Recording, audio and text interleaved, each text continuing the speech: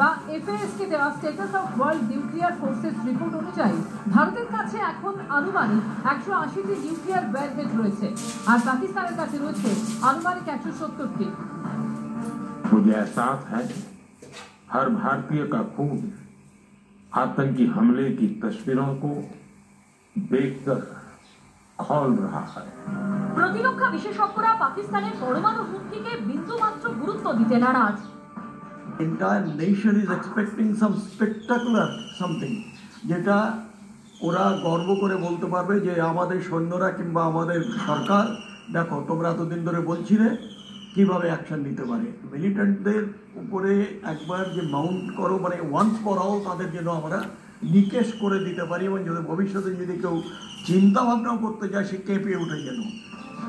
একদিকে পাকিস্তানের একাংশ যখন ভারতকে পরমাণু বোমার হুমকি দিচ্ছে, তখন সূত্রের খবর শাসক দল পাকিস্তান মুসলিম লীগ নওয়াজের প্রধান ও প্রাক্তন প্রধানমন্ত্রী নওয়াজ শরীফ তার ভাই বর্তমান প্রধানমন্ত্রী শাহবাজকে পরামর্শ দিয়েছেন কূটনৈতিক পথেই ভারত পাকিস্তানের মধ্যে সমস্যার সমাধান হতে পারে। অর্থাৎ নওয়াজের পরামর্শ যুদ্ধ নয়। এবিপি আনন্দ। জল স্থল আকাশে একযোগে যখন ভারতের সামরিক বাহিনীর গর্জন শোনা যাচ্ছে, তখন সীমান্তের ওপার থেকে ভেসে আসছে দিশাহারা হুমকি।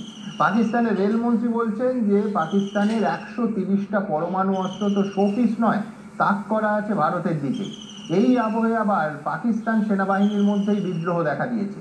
পাকিস্তানের 3 বাহিনীর মধ্যে সমন্বয় রাখা যার দায়িত্ব, আজ তিনি মেনে নিলেন যে পেহেলগাঁও হত্যাকাণ্ডে পাক সেনাপ্রধানের হাত আছে। ভাবুন, সেনাপ্রধান নিজেই জঙ্গিদের মদদ দিচ্ছে, সেই কথা, সেই কনফার্মেশন আসছে সীমান্তের ওপার থেকে, অর্থাৎ পাকিস্তানের দিক থেকে। এবার ভারতের দিকে আসি।